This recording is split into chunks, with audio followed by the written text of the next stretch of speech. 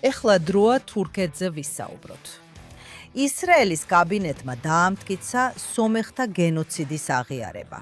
სანამ ამაზე ვისაუბრებთ, მოდი ჯერ მოვისმინოთ, რას ამბობს პრეზიდენტი ტრამპი თურქეთის პრეზიდენტ რეჯეფ თაიფ ერდოღანზე. რა გზავნილი გაქვს თქვენი დიდი მეგობრის ერდოღანისა და თურქი ხალხისთვის? მომწონს ის ჩემი მეგობარია და მან თავი არიდა ომს. ისიც ის იყო ერთ-ერთი მთავარი კანდიდატი, რომ ჩართულიყო ომში ირანთან ერთად, შესაძლოა ირანის მხარეს. რადგან როგორც იცით, ის დიდი გულშემატკივარი არ არის ისრაელის და მე ვთხოვე მას, რომ არ ჩართულიყო. მან თავი შეიკავა. ერდოღანი შესანიშნავი ლიდერია. ძალიან ძლიერი პიროვნებაა, შესანიშნავი სამხედრო ძალა ჰყავს, მას ძალიან უყვარს თურქეთი. მე მიყვარს ამერიკა, მაგრამ მას თურქეთი უყვარს და შესანიშნავ საქმეს აკეთებს. ის პატივსაცემი ადამიანია, პატივსაცემი ლიდერია და ჩემი მეგობარი იყო. თურქეთში ყველასთვის დიდი საჩუქრებით მიდიხართ, კი? ასე ვფიქრობ. ნახეთ, ის ნატოს წევრია. ზოგი ადამიანი მას საკუთარ თავს არ მიიჩნევს, მაგრამ სინამდვილეში ასეა. ის ნატოს ძლიერი წევრია. ხო, ალბათ რაღაცას გავაკეთებ, რაც ძალიან გაახარებს მას. კარგი, მარკ, ასე რომ გთხოვ ერდოღანზე ისაუბრე. აქ გვაქვს უთანხმოება, რაზეც დარწმუნებული ვარ, ჩვენი მაყურებლები და მსმენელები დღესაც გაიგებენ, რადგან ამ საკითხში ფუნდამენტურად არ ვეთანხმებით ერთმანეთს. შენ და მე არ პარაფრაზირებ. ჩემი საქმე არ არის შენი სიტყვების გადმოცემა. შეგიძლია შენი პოზიცია თავად დააფიქსირო, მაგრამ ჩემი გაგებით შენი პოზიცია, ანუ ეს შენს ხასიათსაც შეესაბამება, რადგან ყველაფერი იცი დაღუპვა და განადგურებაა. და ხო, ეს რუთი ბლუმია. მაგრამ შენ მე კიდევ ვიტყოდი, რომ ზოგჯერ ამასაც კი ამბობ, ან მიანიშნებ, რომ თურქეთი ისეთივე ცუდია, როგორც ირანი. და თუ ახლა ირანი ჩრდილში ექცევა და 10 წლით უკან იხევს, ჩვენ ყურადღება თურქეთზე უნდა გავამახვილოთ და თურქეთი ახალი საფრთხეა. და თურქეთი მუსლიმთა საძმოა, თურქეთი ტერორს უჭერს მხარს, თურქეთი ჰამასს უჭერს მხარს. თურქეთი ახლა აკონტროლებს სირიას, რომელსაც ახლა ყოფილი ჯიჰადისტი აკონტროლებს. დიახ, ბატონი ბაშარი. და თურქეთი ცუდია, ცუდია, ცუდია, ცუდია, ცუდია და კიდევ ერთი ცუდი დაამატე და შენთვის მაინც საკმარისი არ იქნება. და მე ამას უფრო ნიუანსურად ვუყურებ. და მე არ ვფიქრობ, რომ თურქეთის პრეზიდენტი ისრაელის ან ებრაელი ხალხის მეგობარია. პირიქით, ცნობილია, რომ მან არაერთხელ გააკეთა სკანდალური ანტისემიტური განცხადებები. ის ნამდვილად არ არის მეგობარი. მაგრამ მე არ ვფიქრობ, რომ ის იქ არის, სადაც ირანელები არიან. და აქ გავავლებ განსხვავებას.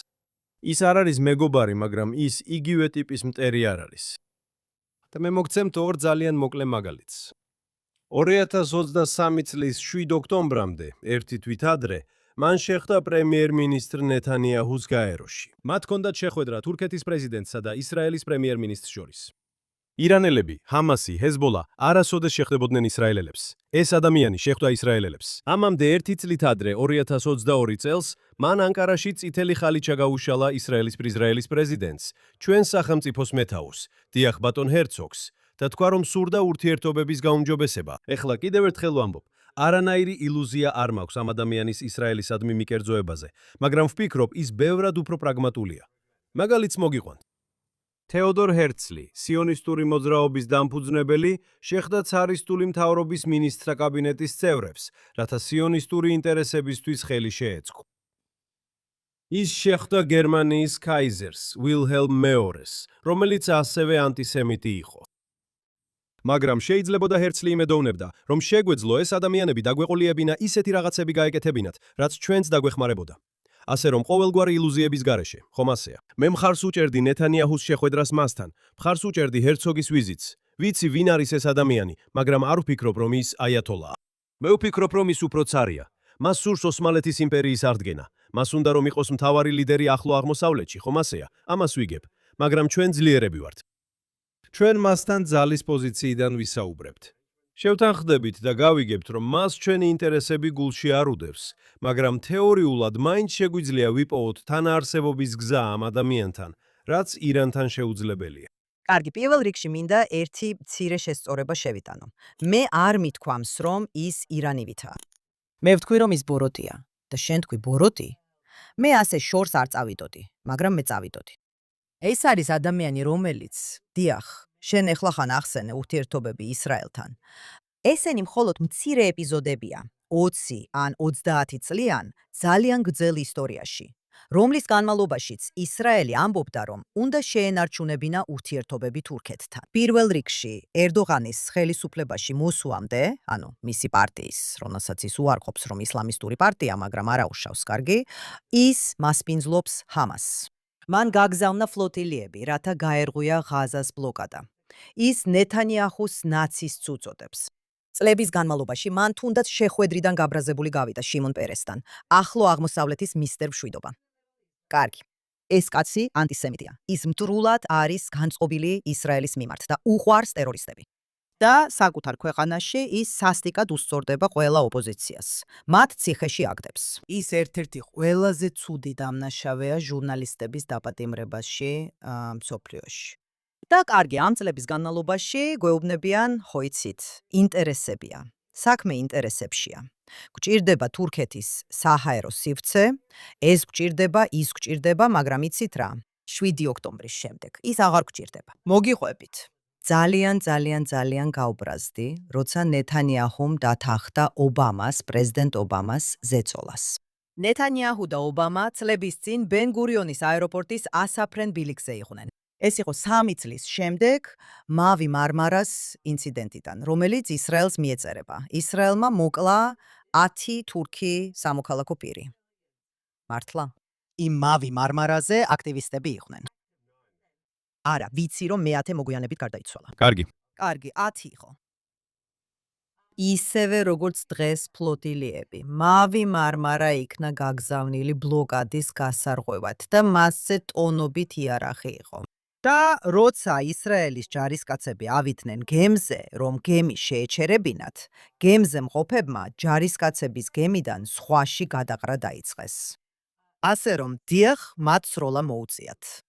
მაგრამ ის აზრი, რომ თითქოს ჩვენ უბრალოდ მივედით და ყველა ეს საწყალი თურქი მოკალით, აბსურდულია. და შემდეგ ობამამ აიძულა ნეთანიაჰუ, რომ ერდოღანს დარეკოდა, როცა ისინი ასაფრენ ბილიკზე იდგნენ. მან ტელეფონი მისცა და უთხრა: დარეკე და ბოდიში მოუხადე ერდოღანს მავი მარმარას ინციდენტისთვის. და ნეთანიაჰუმ ეს გააკეთა, იმიტომ რომ ის პრაგმატიკოსია. ნეთანიაჰუ პრაგმატიკოსია. ერდოღანს კი მე პრაგმატიკოს არ უწოდებ. მე ნეთანიაჰუს პრაგმატიკოს უწოდებ, რომელმაც გააცნობიერა, რომ ობამას წინააღმდეგ ვერ წავიდოდა. ამიტომაც ასე მოიქცა. და მან არა მხოლოდ ეს გააკეთა, არამედ შემდეგ მილიონობით დოლარის კომპენსაციის გადახდაც მოუწია იმ ბოროტებისთვის. სიტყვას არ ვიტყვი, რადგან ერთ-ერთმა ჩვენს კომენტატორმა მითხრა, რომ ეთერში არ უნდა ვიგინო. ასე რომ არ ვიტყვი. მაგრამ აი რას გეტყვით. ეხლა მოდით ცოტა ვისაუბროთ იმაზე, როდის მოხდა ეს ყველაფერი, სანამ გენოციდზე გადავიდოდეთ. მინდა პირდაპირ უპასუხო იმას, რაც. კარგი. გაგძელე? და გენოციდზე ვისაუბრეთ. შენ გინდა, მაგრამ პირველ რიგში მე არ მჯერა, რომ ნეთანიაჰუ ობამამ აიჯულა ამის გაკეთება. მე ვფიქრობდი, რომ ნეთანიაჰუ ფიქრობდა, რომ ამერიკული ჩარევის გზით შეიძლებოდა ეცადა თურქეთ-ისრაელის ურთიერთობების უკეთეს კალალაპოტში გადაყვანას, რათა ისინი ამოეყვანა ჩიხიდან. და მართალია, ამ განცხადების შემდეგ მცირე გაუმჯობესება იყო. და მე ვფიქრობ, რომ ნეთანიაჰუმ სწორი არჩევანი გააკეთა ისრაელის პერსპექტივიდან. მან ეს მხოლოდ იმიტომ არ გააკეთა, რომ ობამამ აიძულა. მეორე, თქვენ ძალიან გულწრფელად ისაუბრეთ იმაზე, როგორ აკავებს ჟურნალისტებს და როგორ აქვს მას ურთიერთობები ტერორისტებთან. იცით, მას ჰამასი მოსწონს და მათ ოფისი აქვთ თურქეთში და ასე შემდეგ. მართალი ხართ. მაგრამ დემოკრატიაზე ნუ მესაუბრებით, რადგან ჩვენ სამშვიდობო შეთანხმებები გავაფორმეთ ეგვიპტესთან, იორდანიასთან, არაბთა გაერთიანებულ საამიროებთან და რა გონიათ? მე ეს არ მithქვამს. ანუ, მაგრამ შენ ჟურნალისტების დაპატიმრებაზე მესაუბრებოდი, მაგრამ დემოკრატიაზე თქვი.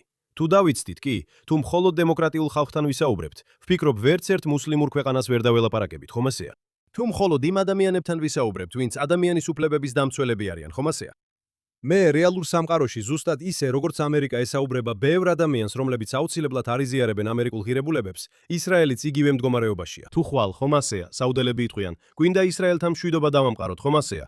არ ფიქრობ, რომ ეს ხვალ მოხდება. შეიძლება ზეგ მოხდეს, მაგრამ თუ ასე იქნება, ვეტყვით, არით, არა. ჯერ ქალებს უნდა მისცეთ მანქანის მართვის უფლება. ჯერ თავისუფალი პრესა უნდა გქონდეთ. ეს სასაცილოა. ასე არ მუშაობენ სახელმწიფოები. ბოდიში, მე ვსაუბრობდი ქვეყნის ლიდერზე, რომელიც საკუთარ ქვეყანას აკრიტიკებს, მის ლიდერსაც აკრიტიკებს და ღიად ანტისემიტია. მე არ საუბრობდი იმაზე, თქვა თუ არა მან. მოდი მშვიდობა დავამყაროთ. მან მხოლოდ ჩვენზე თავდასხმა იცის. და მერე ჩვენ ვამბობთ ბოდიში. კარგი, ეს თქვენთვისაა სასარგებლო. სხვათა შორის ისრაელელები ყოველთვის მიემგზავრებოდნენ თურქეთში. არა ეხლა, იმიტომ რომ ეხლა ცოტა ეშინიათ, მაგრამ რაღაცას გეტყვით. ისევე როგორც ყველა ქვეყანაში, სადაც მშვიდობა გვაქვს, ისრაელელები ტურიზმს ავსებენ. ისინი იქ ფულს ხარჯავენ. უბრალოდ სურთ ეწვიონ და მშვიდობა გქონდეთ. თურქები ჩამოდიან ისრაელში? არა. ისრაელელები ყოველთვის უბრალოდ ასე იყო და თურქეთი და ისრაელი ძალიან ახლოს არიან ერთმანეთთან. ანუ, მგონი ბენ-გურიონის აეროპორტიდან სტამბოლში ფრენა საათზე ნაკლებს გრძელდება, ან რაღაც მსგავსი. მართლა ძალიან ახლოსაა. ესე რომ მოსახერხებელია. თურქები ისრაელში არ ჩამოდიან და ამ წლების განმავლობაში არც ჩამოსულან. ეგვიპტელებიც არ ჩამოდიოდნენ, როცა ეგვიპტესთან სამშვიდობო შეთანხმება დაიდო. ისრაელელები კაიროში მიაწყდნენ. შესანიშნავია. ეხლა შეგვიძლია წავიდეთ და ვნახოთ მუცლის მოცეკვავეები და დავტკბეთ პირამიდებით. იორდანია იგივე სიტუაცია, ისინი არ პასუხობენ იმავე დამოკიდებულებით. კარგი. მაგრამ ამას რო თავი დავანებოთ, თურქეთი არა მხოლოდ გამოვიდა ჰამასის მხარეს. არამედ ჰამას თავშესაფარი მისცა. მხარს უჭერს ჰამას, გაგზავნა ის ფლოტილიები. და ეხლა და ამას გარდა თვითონ ტრამპმაც კი ჩვენ ეხლა ხან მოვისმინეთ ის ჩანაწერი, მან თქვა, უთხარი, არ ჩაერიო. ალბათ ამ ომში ირანის მხარეს იქნებოდა. ასე რომ გამიკეთე ერთი სიკეთე, მე ვერ ვხედავ ინტერესს თურქეთთან ურთიერთობებში, სანამ თურქეთი არ შეიცვლის თავის დამოკიდებულებას. მაგრამ კარგი, ეს ჩემზე არ იყო დამოკიდებული. ეხლა ისაუბრე იმაზე, რატო წარადგინა ჩვენსმა საგარეო საქმეთა მინისტრმა გიდეონ საარმა კანონპროექტი, რომელიც კაბინეტმა დაამტკიცა, მაგრამ ჯერ კიდევ არ დაუმტკიცებია ქნესეთს. გონი ქნესეთმა ეს რამდენიმე წლის წინ გააკეთა, არა? რამდენიმე წლის წინ გააკეთა. არა, ის არასდროს გაუტარებიათ. ამერიკა აღიარებს სომეხთა გენოციდს, სხვა ადგილებიც აღიარებენ. ისრაელი ამას ზუსტად იმ მიზეზების გამო არ გააკეთებდა, რასაც შენ ამბობდი, ჩვენ უნდა შევინარჩუნოთ ურთიერთობები ერდოღანთან. ბოდიში, ეს უფრო ადრე დაიწყო, ვიდრე თურქეთის ამჟამინდელი პრეზიდენტის აღზევება. კარგი, ხო. წლების განმავლობაში ისრაელს მართლაც ძალიან კარგი ურთიერთობა ჰქონდა თურქეთთან. იყო დრო, როდესაც ისრაელის საჰაერო ძალები, რადგან ისრაელი ძალიან პატარაა. როგორც თურქი. იმიტომ რომ ისრაელი გეოგრაფიულად ძალიან პატარაა. იცი თუ F-16-ის მართავდა გაზს დააჭერ, ვიცი რომ F-16-ში გაზის პედალი არ არის, მაგრამ მეტაფორულად ვამბობ, სანამ ფეხს დააჭერ, უკვე ისრაელის საჰაერო სივრციდან გასული ხარ. და ისრაელი პილოტები თურქეთში მიდიოდნენ, რომ ერთად ევარჯიშათ თურქეთის საჰაერო ძალებთან. და ეს ყველასთვის მომგებიანი იყო, რადგან თურქებს საშუალება ჰქონდათ ევარჯიშათ ძალიან კარგ პილოტებთან, რადგან ისრაელი პილოტები მართლაც კარგები არიან. ხოლო ისრაელებს ჰქონდათ საჰაერო სივრცე, სადაც შეგვეძნო საჰაერო ბრძოლები და სხვადასხვა სახის წვრთნები ჩაგვეტარებინა. ჩვენ ადრე ძალიან კარგი ურთიერთობა ჰქონდა თურქეთთან. მე ერთ-ერთი მრავალი ისრაელი ვიყავი, ვინც დასასვენებლად თურქეთში დადიოდა. ისინი მოგწონდნენ და ჩვენც მოვწონდით მათ. მაგრამ ის მოდის ხელისუფლებაში საუკუნის დასაწყისში, ხომ ასეა? და ყველაფერი უფრო რთული ხდება. თუმცა ურთიერთობის გაუარესება ნელა და ეტაპობრივად მოხდა. მე ჯერ კიდევ მთავრობის შეხვედრებზე ვესწრებოდი მახსოვს ახალი თურქული მთავრობის პირველ წლებში და ისინი ძალიან კეთილგანწყობილები იყვნენ ისრაელის მიმართ და ამბობდნენ რომ ისრაელთან ურთიერთობაში ცვლილება არ იქნებოდა. და პირველი ნიშნები კარგი იყო, მაგრამ აშკარად ყველაფერი შეიცვალა. შემდეგ ჯერ კიდევ 1990-იან წლებში და მანამდეც კი 1980-იან წლებში ამერიკის კონგრესი და სავლეთში სხვებიც იღებდნენ ამ რეზოლუციებს. აღიარებდნენ თურქების მიერ სომხების მასობრივ მკვლელობას, გენოციდს პირველ მსოფლიო ომში, ოსმალეთის იმპერიის დროს, სანამ თურქეთის რესპუბლიკა შეიქმნებოდა, სანამ ატათურქი გამოჩნდებოდა. ჩვენ ვსაუბრობთ იმაზე, რომ ეს მოხდა მაშინ, როცა თურქეთი ჯერ კიდევ მონარქია იყო, როცა ჯერ კიდევ ოსმალეთის იმპერია იყო. მაგრამ ისრაელი ყოველთვის უარს ამბობდა. და მაშინაც კი, როცა ჩვენი მეგობრები, ისრაელის მეგობრები კონგრესში ამბობდნენ, რატომ არ შეგიძლიათ ამის გაკეთება, ჩვენ პასუხობდით, იმიტომ რომ თურქეთთან ძალიან კარგი ურთიერთობა გვაქვს. ის კარგი მეგობარია და არ გვინდა რამემ ეს ურთიერთობა დააზიანოს. ისინი კი გვეტყოდნენ, მაგრამ თქვენ უნდა იყოთ უფრო აქტიურები, თქვენ ებრაელები ხართ, თქვენ საკუთარი გენოციდი გადაიტანეთ, ჰოლოკოსტი. რატომ არ შეგიძლიათ მეტი თანაგრძნობა გამოიჩინოთ სომხების მიმართ? და ისრაელში ამაზე დიდი კამათი იყო. მაგრამ საბოლოოდ, ყოველთვის რეალურმა რეალპოლიტიკამ აიღო უპირატესობა. და ჩვენ თქვით, არ გვინდა საფრთხე შეუქმნათ ჩვენს ურთიერთობებს თურქეთთან, რომელიც ძალიან კარგი იყო. და შემდეგ, როცა ურთიერთობა თურქეთთან გაუარესდა, ვფიქრობ, ბევრმა ისრაელში სწორად თუ არასწორად თქვენი შეხედულების მიხედვით თქვა, ეხლა ურთიერთობა რთულია. არ გვინდა ასე ვთქვათ კიდევ მეტი ზეთი დავასხათ ცეცხლზე. და ვფიქრობ, ეხლა ისრაელში გააცნობიერეს, რომ ურთიერთობა ვეღარ გაუარესდება და შეიძლება უბრალოდ ეს ნაბიჯიც გადავდგათ, ხომ ასეა? და ეს ისტორიული სიმართლეა მაინც. და ჩვენ ვეწევით დასალურ კონსენსუსს, რომლის ნაწილიც ვართ. და აქ მინდა ვთქვა რამდენიმე რამ, რაც ვფიქრობ, რომ აუცილებლად უნდა ითქვას. ვიცი, რომ ეს დასალური კონსენსუსია, ვიცი, რომ ეს პოლიტიკურად სწორია, ვიცი, რომ ბევრი სერიოზული ისტორიკოსი ისაუბრებს სომეხთა გენოციდზე პირველ მსოფლიო ომში, მაგრამ არის ერთი ადამიანი, რომელსაც პატივს ვცემ. ვფიქრობ, თქვენს სცემთ პატივს ბერნარდ ლუის, ცნობილ ახლო აღმოსავლეთის ისტორიკოს, რომელმაც უმეტეს შემთხვევაში სწორად შეაფასა მოვლენები. მან თქვა, რომ მართალია, პირველ მსოფლიო ომში სომხებს ცუდად ექცეოდნენ, ისინი დახოცეს, გადაასახლეს და ძალიან ბევრი დაიღუპა. მაგრამ მან თქვა, რომ სიტყვა გენოციდი აქ არ მიესადაგება, რადგან მისი თქმით ოსმალეთის მთავრობას არ ჰქონდა გეგმა, რომ ყველა სომეხი დაეხოცა, როგორც ეს იყო ებრაელების მიმართ ჰოლოკოსტის დროს.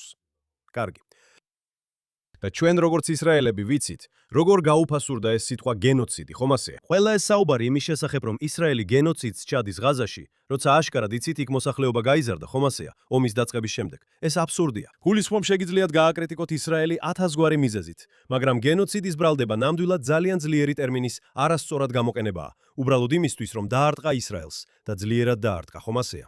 რომ ისრაელის ლეგიტიმურობა ეჭქვეშ დააკენო. გენოციდი სწორი ტერმინია სომეხთა მასაკრის აღსაწერად. მე იმ პერიოდის ისტორიკოსი არ ვარ, ვიცი რომ სომხებს ცუდად ექცეოდნენ. მაგრამ რადგან ბერნარდ ლუის პატივს ვცემ, მზად ვარ ეჭვის სარგებელი მივანიჭო და ვთქვა, კარგი, შეიძლება ოსმალეთის იმპერიამ მართლაც ძალიან ცუდად მოექცა და დახოცა სომხები, მაგრამ იყო ეს გენოციდი. კითხვითი ნიშანი. ეს მართლაც მნიშვნელოვანი საკითხია. და ბერნარდ ლუისი მართალი ხარ, მე ძალიან ვაფასებდი მას, როცა ცოცხალი იყო. მე ვიცნობდი მას და არაერთხელ ჩამიტარებია მასთან ინტერვიუ. ის მართლაც შესანიშნავი ადამიანი და ბრწყინვალე გონების იყო. ასე რომ სინამდვილეში აზრი არ მაქვს, მე გენოციდის კვლევარი არ ვარ და ეს მხოლოდ იმიტომ არ არის, რომ არ მომწონს, როცა ამ სიტყვას ასე ხშირად იყენებენ. ამაზე არაფერს ვიტყვი. რასაც ვიტყვი ისაა, რომ ერდოღანს ნამდვილად აქვს თავხედობა. რომ ამბობს თითქოს ახლა იმიტომ ვცნობთ ამას, რომ გაზაში ჩვენს გენოციდზე ყურადღების გადატანა გვინდა. და როგორც თქვენ აღნიშნეთ, გაზაში გენოციდი არ ხდება. ამას გარდა ჩვენ ვიცით, რომ ერდოღანი ეხლა, მისი მიზანია გახდეს ოსმალეთის იმპერიის შემდეგი იმპერატორი. ის ეხლა თითქოს ნეოოსმანისტივითაა. როგორც თქვენ თქვით, მას სურს სირიის დაპყრობა, მას აქვს ესეთი გეგმები, ეხლა შეიძლება არ გამოუვიდეს, ან ვიმედოვნებთ, რომ არ გამოუვა, მაგრამ რომ ვექცეთ მას, როგორც ნებისმიერ სხვა ლიდერს, ვისთანაც გვიწევს ურთიერთობა, და გეტყვით კიდევ ერთხელ გავიმეორებ იმას, რაც უკვე ვთქვი, და ასევე პრეზიდენტი ტრამპი, იცით, ის ამას ბევრ დიქტატორზე ამბობს, პრეზიდენტი სიჩემი მეგობარია, ის შესანიშნავი ადამიანია. იგივე თქვა ერდოღანზეც. ის თავის ქვეყანას ისე უყვარს, როგორც მე მიყვარს ჩემი ქვეყანა. ის ამას ყველა სახის ლიდერზე ამბობს. ეს ტრამპია. კარგი, შეიძლება ითქვას, რომ ეს უბრალოდ ტრამპისეული განცხადებაა. მაგრამ ჩვენ უკეთ ვიცით. და რაღაცას გეტყვით. მართალი ხართ, რომ საერთაშორისო ურთიერთობები მხოლოდ იმაზე არ არის დაფუძნებული, რომ იცით, ერთმანეთი გვიყვარს. მართალი ხართ. ყოველთვის გეუბნებოდით, ჩემი პრობლემა ამასთან ისაა, რომ თუ ეს პრაგმატული უნდა იყოს, ორივე მხრიდან უნდა იყოს. და ჩემი აზრი ყოველთვის ისაა, რომ ისრაელი ყოველთვის ითვალისწინებს მეორე მხარეს. და ჩვენი საჭიროება მათზე უფრო მეტად, ვიდრე ისინი გვითვალისწინებენ. მიუხედავად იმისა, რომ სინამდვილეში მათ ჩვენ უფრო მეტად გვჭირდებით, ვიდრე ჩვენ ისინი. ჩვენ უკეთესი სამხედრო ძალა გვაქვს. ჩვენ არ გვაქვს უკეთესი ვიდრე შეერთებულ შტატებს მაგალითად, მაგრამ მე ხა შეერთებულ შტატებზე არ საუბრობდი. მე ვაპირებ ვილაპარაკო იმ ქვეყნებზე, რაზეც თქვენ საუბრობთ, იცით, მესამე სამყაროს ქვეყნებზე ან მსგავსებზე. ჩვენ გვაქვს უმაღლესი ტექნოლოგიები, გონებრივი პოტენციალი, საზოგადოება, სამოქალაქო საზოგადოება. ჩვენ ბევრ რამეში ვართ უპირატესები. და მერე ჩვენ დავბრუნდებით საერთაშორისო ურთიერთობებში. ვფიქრობ, დროა ეს შევწყვიტოთ. კარგი, ეს არ ნიშნავს, რომ ურთიერთობები არ უნდა გქონდეს. ეს არ ნიშნავს, რომ შეთანხმებები არ უნდა დადო. უბრალოდ დარწმუნდი, რომ ეს შეთანხმებები არ გულისხმობს იმას, რომ უნდა გაჩუმდე. ყოველ ჯერზე, როცა ამ ლიდერებიდან რომელიმე გვადანაშაულებს იმაში, რაც არ გაგვიკეთებია, გვიტევს იმის გამო, რომ ებრაელები ვართ, არა მხოლოდ ისრაელები და არა მხოლოდ პრემიერ-მინისტრ ნეთანიაჰუს გამო, და ყოველთვის მithქვამს, ყოველთვის მძულდა პრეზიდენტი ერდოღანი. მე ვფიქრობ, რომ ის ნამდვილად ბოროტი ადამიანია. საკუთარი ხალხისთვისაც და დანარჩენი მსოფლიოსთვისაც. და არ მაინტერესებს, რომ ის ნატოს წევრია. მას არ აქვს ადგილი ნატოში წევრობისთვის. ეს მანამდე იყო, თუ მიხდით რას გულისხმობ. ჩვენ საუბრობთ თურქეთზე ერდოღანამდე და ერდოღანის შემდეგ. ეს სრულიად განსხვავებული ქვეყნებია. კარგი. მოდი, არ შეგვეშალოს, მე არ მithქვამს, რომ თურქეთი ადრე ასეთი იყო. ირანი სრულიად სხვა ქვეყანა იყო ისლამური რესპუბლიკის შექმნამდე. ბევრი ქვეყანა სხვანაირი იყო. ლიბანი სხვა ქვეყანა იყო. ეხლა კი ტერორისტები ან მათი მხარდამჭერები იღებენ ძალაუფლებას. ეს თქვენს ქვეყანას ტალახში აგდებს და იმსახურებსაც ტალახში ყოფნას. და ასეც არის. ასე რომ მეც ასე ვფიქრობ ერდოღანზე. შეიძლება ცოტა უპასუხო. პირველ რიგში ჩემს შესავალ სიტყვაში ვთქვი, რომ ამ კაცმა უამრავი ანტისემიტური განცხადება გააკეთა. დიახ. თქვი, რომ ის არ არის მეგობარი. კარგი. მაგრამ მე განვასხვავებ მას. ირანელებს და ისეთ ჯგუფებს, როგორიცაა ჰეზბოლა. და ჩემთვის იცით, კისინჯერმა ცნობილი ფრაზა თქვა, რომ პრობლემა ირანთან ისაა, რომ ეს ქვეყანა კი არა იდეა, იცით, ის ექსპორტზე უშვებს ისლამურ რევოლუციას, რასაც ისინი ისლამურ რევოლუციას ეძახიან, დიახ. და თურქები იგივე ადგილას არ არიან. სწორად თქვით, არ ვიტყვი, რომ ეს გამონაკლისია, მაგრამ სწორად თქვით, რომ ის საკუთარ თავს სულთნის მსგავსად ხედავს. ის სურს, რომ ოსმალეთის იმპერიას ახალი სიცოცხლე შტაბეროს, იცით? და ვფიქრობ, ეს არის სწორი პარადიგმა, საიდანაც უნდა შევხედოთ თურქეთის ლიდერობას, ხომ ასეა? და მე მთავარ საკითხზე გადავდივარ, ხომ ასეა? რა არის უკეთესი ისრაელისთვის? რომ სირია იყოს ირანის პროქსი და ირანის გავლენის სფეროში, თუ სირია იყოს თურქეთის გავლენის სფეროში? ეხლა მე მინდოდა სირია დამენახა როგორც კიდევ ერთი, იცით, აბუ-დაბის, სპარსეთის ყურის ქვეყნების მსგავსად. მინდოდა რომ ისინი უბრალოდ პროდასავლური, მოდერნისტული, მშვიდობის მაძიებელი ქვეყანა ყოფილიყვნენ. ეს ყველაფერი მინდოდა. მაგრამ თუ რეალურ სამყაროში უნდა ავირჩიო, კი, უნდა ავირჩიო, სირია იყოს ირანის ღერთში თუ თურქეთის გავლენის სფეროში. კარგი, რომელი ნაკლები ბოროტებაა? ჩემთვის თურქეთი ნაკლები ბოროტებაა და ვფიქრობ, ეს მლიქნელობის საკითხი არ არის. ეს არის საკითხი იმისა, რომ უთხრა თურქებს, კარგი, გსურთ თქვენი ძალაუფლების გაფართოება, ამას ვიგებთ. გსურთ რეგიონული გავლენა, ამასაც ვიგებ. ეს ყველაფერი გაქვთ. ისრაელსაც თავისი ინტერესები აქვს. და არა მლიქნელობა, როგორც შენ თქვი, არამედ პირდაპირ თქმა, ხომ ასეა? ისრაელს აქვს ინტერესები. გვესმის, რომ თქვენც გაქვთ ინტერესები. მოდით ვნახოთ, როგორც უკვე ვთქვი, არა ისე თითქოს ერთმანეთს შევიყვარებთ, რადგან თქვენ ებრაელები არ გიყვართ. მაგრამ შეგვიძლია ვიპოვოთ თანაცხოვრების ფორმა. შეიძლება რაღაცით გავდეს ცივ ომს საბჭოთა კავშირსა და შეერთებულ შტატებს შორის. შეგვიძლია ვიპოვოთ გზა, რომლითაც ჩვენს კონკურენტულ ურთიერთობას უმართავთ. შეიძლება როგორც ამერიკა და ჩინეთი დღეს. მოხედე, ვფიქრობ, ნეთანიაჰუს საბოლოოდ მოთმინება ამოეცურა. როგორც მისი ბოლო განცხადებები მიუთითებს, რომ ასე არ არის. კარგი, მოდი ვიპოვოთ გზა. არა, ეს განსაკუთრებული შემთხვევაა, რადგან ჩვენ მართლაც კარგი ურთიერთობები გვქონდა. და ერდოღანი განზრახ აფუჭებს ამ ურთიერთობებს. და ეს მხოლოდ ის არ არის, რომ მას ებრაელები არ მოსწონს, ჩვენ უნდა გქონდეს ურთიერთობები მათთან. პირველ რიგში მე ვუჩევდი, რომ არც ერთ ისრაელს აღარ გადაედგას ფეხი იქამდე, სანამ ერდოღანი არ მოკვდება და არ დაგრძალავენ და იქნებ უკეთესი ძალა ჩაანაცვლებს მას. კარგი. მაგრამ ამას რომ თავი დავანებოთ, თვითონ ტრამპმაც კი თქვა, რომ ერდოღანი ირანს დაუჭერდა მხარს, თუ ომში ჩაერეოდა, ირანს დაუჭერდა მხარს, როცა ამბობთ, რომ იცით, არსებობს ნაკლები ბოროტება. ეს მართალია, არსებობს ნაკლები ბოროტებები. უბრალოდ არ მომწონს, რომ ჩინეთი ამ კატეგორიაში ჩავაყენო, რადგან ჩინეთი ძალიან ყურადღებით აკვირდება, როგორ ექცევა შეერთებული შტატები ირანს. და ისიც იცით, ჩინეთიც ბოროტი მოთამაშეა, ბოროტი გავლენაა მსოფლიოში. და აი რა არის მთავარი? ასე ვუყურებ ამას. ვიცი, იტყვით, რომ აიცით, ამაზე ვამჯობინებდი.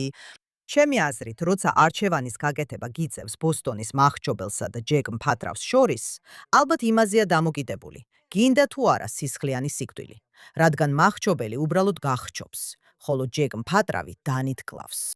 ესე ვხედავ ამას და ვამბობ, რომ ფხიზლად უნდა ვიყოთ, ყურადღება არ უნდა მოვადუნოთ და ფხიზლობა მხოლოდ ეს არ არის. და არ ვამბობ, რომ ყოველთვის ომში უნდა წავიდეთ, მაგრამ არ შეგეშალოთ. მე მგონია, რომ თქვენ დიპლომატიაზე რაღაცა ფანტაზიის სამყაროში ცხოვრობთ.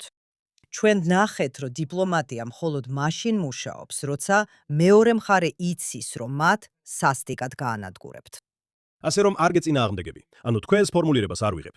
არ ვფიქრობ, რომ ფანტაზიის სამყაროში ვცხოვრობ. ვფიქრობ რეალურ სამყაროში ვცხოვრობ, სადაც ზოგჯერ გიწევს იმ ადამიანებთან მუშაობა, ვინც არ მოგწონს. ზოგჯერ გიწევს იმ ადამიანებთან მუშაობა, რომელთა ღირებულებებსაც არ იზიარებ.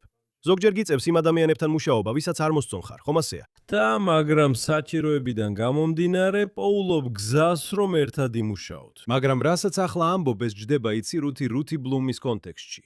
დღეს უკვე მეორედ ვაკეთებ ამას, ბოდიშ გიხდი. გაგრძელე. ცეცხლი და გოგირდი. ხო, სწორია. დაღუპვა და სევდა. მინდა გითხრა და ახლა თემას ლიბანზე გადავიტან, რომელიც უნდა განვიხილოთ, სანამ დავასრულებთ.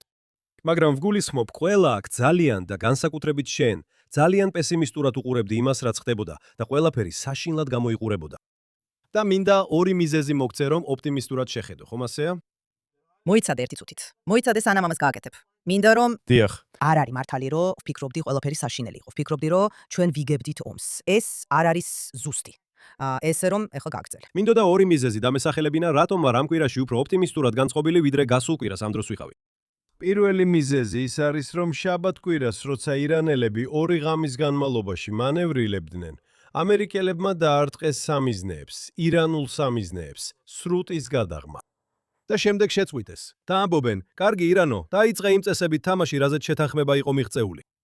და ამერიკის მზადყოფნა ძალის გამოყენებისთვის მაძლევს შეგრძნებას, რომ ამ პროცესმა შეიძლება იმუშაოს. შეიძლება ჯერ კიდევ არ არის გადაწყვეტილი, წარმატებული იქნება თუ არა ეს. მაგრამ როგორც კი ამერიკელები აჩვენებენ, რომ მზად არიან გამოიყენონ ძალა, როცა ირანელები ცუდად იქცევიან, როცა ირანელები აკეთებენ იმას, რაც არ აქვთ ნებადართული, შეიძლება იცით, ირანელები მხოლოდ სწორ გადაწყვეტილებებს მიიღებენ. ეს საშინელი რეჟიმი თეირანში მხოლოდ მაშინ მიიღებს სწორ გადაწყვეტილებებს, თუ იგრძნობს, რომ ამის იძულება ძალის მუქარით ხდება და იმ ფაქტით, რომ ტრამპმა გასულ შაბათ-კვირას აჩვენა, რომ მზად არის ძალა შეაკავოს. ეს ჩემთვის კარგი ნიშანია. მეორე კარგი ნიშანი, ასევე შაბათ-კვირის დასაწყისში პარასკევს იყო ისრაელსა და ლიბანს შორის შეთანხმება, რომელიც შეერთებულმა შტატებმა ვაშინგტონში სახელმწიფო მდივანმა რუბიომ დააკავშირა. მე ვფიქრობ, ეს ძალიან პოზიტიურია, რადგან ჩვენ შეშფოთებულები ვიყავით. თქვენ განსაკუთრებით შეშფოთებული იყავით. ისრაელი სამხრეთ ლიბანშია და ტრამპი მოითხოვს, რომ ჩვენ დავტოვოთ იქაურობა, ხოლო ირანელები მოითხოვენ, რომ ეს შეთანხმების ნაწილი იყოს. და ახლა გვაქვს შეთანხმება, რომელიც ორ მთავრობას შორის, ისრაელსა და ლიბანის მთავრობას შორის, შეერთებული შტატების შუამავლობით გაფორმდა, სადაც წერია, რომ ისრაელი სამხრეთ ლიბანში დარჩება. ჩვენ არ გვჭირდება დაუყოვნებლივ გასვლა, ჰეზბოლას უნდა ჩამოერთვას იარაღი და როგორც პილოტური პროექტი ლიბანში გარკვეულ მცირე ტერიტორიებზე ჩვენ ეტაპობრივად გამოვალთ და ლიბანის არმია შევაიქ. ამაზე დროის ზუსტი გრაფიკი არ არსებობს. ვფიქრობ, ყველა ესმის ეს, ვაშინგტონში, ბეირუთში და იერუსალიმში. თუ ძალიან სწრაფად იმოქმედებთ, ყველაფერი დაინგრევა, რადგან ჰეზბოლა გამოიყენებს ვაკუუმს. სხვა სიტყვებით, ეს ფრთხილად უნდა გავაკეთოთ. უნდა ვიყოთ რეალისტები. მაგრამ ფაქტია, რომ ჩვენ გვაქვს ასეთი დიდი მარცხი ირანისა და ჰეზბოლასთვის, რომლებიც ბეირუთში ამ შეთანხმების წინააღმდეგ დემონსტრირებენ, ხომ ასეა? ეს შესანიშნავი ნაბიჯია, სწორი მიმართულებით. ეს არ ნიშნავს, რომ ხვალ ლიბანთან მშვიდობა იქნება. ეს არ ნიშნავს, რომ ხვალ ჰეზბოლა განიარაღდება. მაგრამ მიმდინარეობს პროცესი. შეერთებული შტატები, ისრაელი და ლიბანი, რაც ძალიან პოზიტიური პროცესია. ჩვენ გვქონდა შეშფოთება და მგონი ამასაც ვსაუბრობდით გასულ კვირას, რომ როგორც ამ ირანულ-ამერიკული თანხმობის მემორანდუმის ფარგლებში ამერიკელებმა აღიარეს ირანის განსაკუთრებული როლი ლიბანში და ჩვენთვის ეს საშინელებაა. ლიბანის ხალხისთვისაც ეს საშინელებაა. შვიდობის მემორანდუმი, რომელიც ხელმოწერილი იყო, ის შეთანხმება, რომელიც ისრაელსა და ლიბანს შორის გაფორმდა, ამას უარყოფს. ჰეზბოლა უნდა დაიშალოს, ისრაელს შეუძლია იქ დარჩეს, მანამ სანამ უსაფრთხოების მდგომარეობა ისრაელს საშუალებას მისცემს გავიდეს. ძალიან პოზიტიური. და აი ეს არის ჩემი ორი მიზეზი, რატომაც ამ კვირაში უფრო ოპტიმისტურად ვარ განწყობილი, ვიდრე გასულ კვირაში ვიყავი. აგი, პირველ რიგში, სრულიად გეთანხმები, განსაკუთრებით ლიბანის საკითხში, ვფიქრობ, ეს ფანტასტიკური შეთანხმებაა. თუმცა, და განსაკუთრებით იმიტომ, რომ მე ვნერვიულობდი, ერთ-ერთი მიზეზი, რის გამოც ვნერვიულობდი, იყო ის, რომ იცი ლიბანის პარლამენტის სპიკერი, ნაბილ ბერი ამბობს, რომ ეს საშინელება. ეს საზარელია, იმიტომ რომ იცი ლიბანის პარლამენტში ჰეზბოლას მხარდამჭერები და თვითონ ჰეზბოლას წევრებიც არიან. ასე რომ ეს წარმოუდგენელი მიღწევაა და მართალი ხარ. ეს საშუალებას აძლევს ისრაელს დარჩეს ადგილზე, იბრძოლოს, გაანადგუროს ტერორისტული გვირაბები და მოკლას ჰეზბოლას ტერორისტები. ასევე მისცეს ლიბანის არმიას შესაძლებლობა გაწმინდოს ის ტერიტორიები, საიდანაც ისრაელის არმია გამოდის. ეს შესანიშნავია. თავდასხმა ირანის საკითხი, მეც ვფიქრობ, რომ ეს შესანიშნავი იყო. თუმცა, ვფიქრობ, საშინელია, როცა ისევ და ისევ ვამბობთ, კარგი, მოდი ისევ მოვილაპარაკოთ. და აქ გვაქვს დაყოფა მარკო რუბიოსა და JD Vance შორის. და რაც მას უხებდა გასულ კვირას, იყო ის კომენტარები, როცა JD Vance-მა თქვა, იცით, ისრაელს მხოლოდ 9 მილიონი ადამიანი ჰყავს. ყველა პრობლემას ხოცვით ვერ მოაგვარებ. როგორ გაბედა? კარგი, ეს საშინელი იყო. და შემდეგ ტრამპმა თქვა, შენ ვერ შეძლებ უბრალოდ ლიბანში შენობების დაბომბვას. ხო, ძალიან ნერვიულობდი, რომ ადმინისტრაცია JD Vance-ის მიმართულებით მიდიოდა. და JD Vance თავიდანვე ომის წინააღმდეგი იყო და ასე შემდეგ. და ეხლა რასაც ვხედავთ, უფრო მარკო რუბიოს მიმართულებით იწევს. და ამტკიცებენ, რომ ამ ორს შორის უთანხმოება არ არსებობს.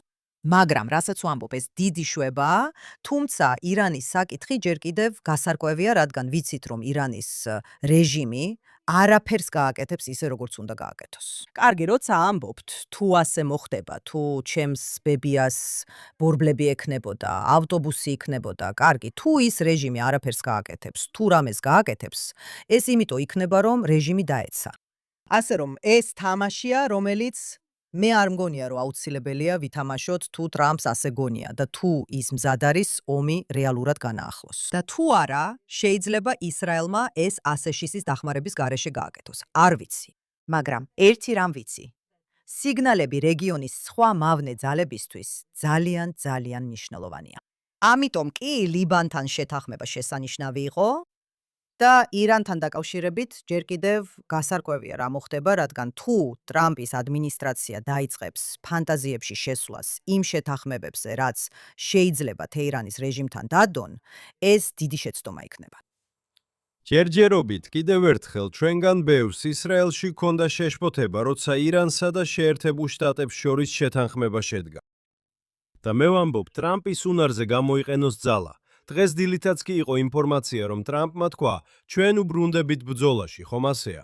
ეს სამხედრო ზეწოლა შეიძლება ჩვენ სრულმასშტაბიანი ომიდან გადავედით გამოფიტვის ომზე, რადგან ტრამპს სურს დრო გამოიყენოს. მას სხვა საზრუნავებიც აქვს. მე-4 ივლისი, შუალედური არჩევნები, ხომ ასეა?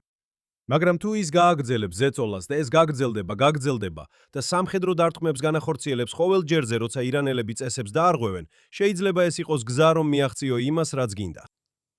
ნახავთ, მე ნამდვილად ამჯერა, რომ ამ შემთხვევაში ასეა. ფიქრობ, რომ არ გსურთ, იცით, ჩვენ ხმაურით დავიწყეთ. როცა ვამბობ ჩვენ, ვგულისხმობ შეერთებულ შტატებს და ისრაელს. ჯერ ისრაელს. ვიცი, რომ ტრამპს უყვარს ყველაფრისთვის თავის მოწონება, მაგრამ სინამდვილეში ჩვენ გავაკეთეთ ყველაზე რთული საქმე. და შემდეგ აშშ-ს საჰაერო ძალები შთამბეჭდავად ჩაერთნენ და ასე შემდეგ. და ორივე შემთხვევაში ეს იყო ისინი შესანიშნავი ერთობლივი ოპერაციები იყო, ამაში ეჭვი არ არის.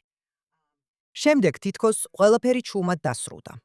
და როცა ამბობთ გამოფიტვის ომს, ეგ ყოველთვის ცუდია. ვგულისხმობ. ერთ-ერთი რამ, რაც არ გვინდა, ჩვენ ამის დიდი გამოცდილება გვაქვს გამოფიტვის ომებთან და იმაში, რომ შევდივართ და ბალახის თიბვას ვიწყებთ, როგორც გავაკეთეთ ღაზაში და საბოლოოდ მივიღეთ 7 ოქტომბერი. ამიტომ არ მაქვს იმედი ამის მიმართ და იმედი მაქვს, რომ ტრამპი გამოიღვიძებს. ნახეთ, ეს დროის საკითხი არ არის. არა ისე, რომ ვფიქრობ, ხვალ პრეზიდენტმა ტრამპმა ომი უნდა გამოაცხადოს. იცით, ისევ სრულმასშტაბიანი ომი. რასაც ვამბობ, ეს დროის საკითხი არ არის, არამედ კონცეფციაა, რომ ის რეჟიმი არასდროს გააკეთებს იმას, რაც გსურთ. და თუ რაიმე დოკუმენტს მოაწერენ ხელს, ეს ძალიან ცუდი იქნება, რადგან რასაც არ უნდა მოაწერონ ხელი, პირველ რიგში არ შეასრულებენ.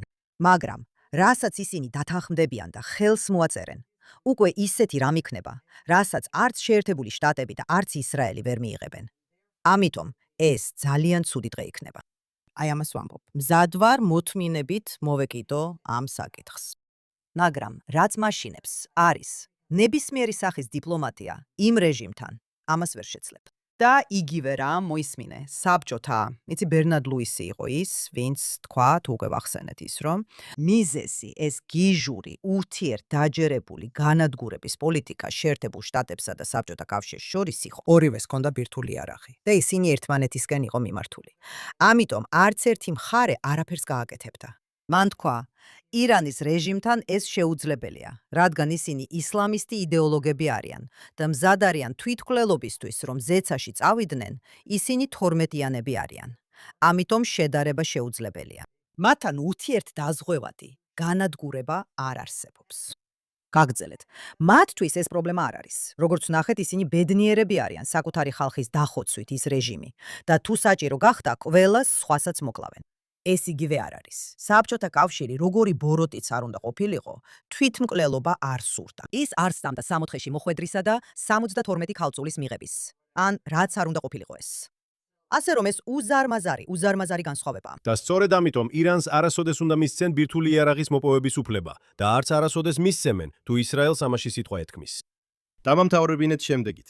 ხანდახან იცით, მე გეძახდით ფირქუშ პესიმისტ რუთი ბლუმს. თქვენ კი მე მიმიჩნევდით გულუბრყილო ადამიანად, რომელიც დიპლომატიას უჯერებს. მინდა დავაზუსტო ჩემი პოზიცია და უბრალოდ თქვა, რომ მე მჯერა, განსაკუთრებით როცა საქმე გაქვს ისეთ ხალხთან, როგორიც არიან ირანელები და თუნდაც თურქები. ვინ იყო ის ცნობილი ამერიკელი, რომელმაც თქვა, დიდი ჯოხი ატარე, ხომ ასეა? არის სიტყვა ან. შვიდად ლაპარაკე და დიდი ჯოხი ატარე. დიდი ჯოხი. არსებობს კონცეფცია, რომელსაც ეწოდება იძულებითი დიპლომატია. და ის გეგმა, რასაც ტრამპი ამბობს, ხო ასეა? და მე არ ვფიქრობ, რომ ტრამპს ირანელებთან რაიმე ილუზიები აქვს. იცით, შეიძლება თქვას, რომ ისინი ზომიერი ლიდერები არიან, მაგრამ მე არ მგონია, რომ ამას წამით მაინც იჯერებს, ხო ასეა? მან ზუსტად იცის, ვისთან აქვს საქმე. მე ვფიქრობ, რომ მათზე ზეწოლას ახდენ, გაქვს დიდი ჯოხი. დროდადრო ურტყამ, როგორც მან შაბათ-კვირას გააკეთა, ხომ ასეა? და ეუბნები, თუ გინდა ამ სიტუაციიდან გამოხვიდე, ხომ ასეა? უნდა დაეთანხმო. დატოვო შენი ბირთვული პროგრამა და შენ სკეპტიკურად ხარ განწყობილი და არ ვარ დარწმუნებული, რომ ეს შესაძლებელია. რასაც ვამბობ ისაა, რომ აქ სტრატეგიას ვხედავ. ფიქრობ, რომ ირანზე გრძელვადიანი ზეწოლა მომდევნო, ხომ იცი, 2.5 წლის განმავლობაში, სანამ ტრამპი თეთრ სახლს დატოვებს, მუშაობის შანსი აქვს.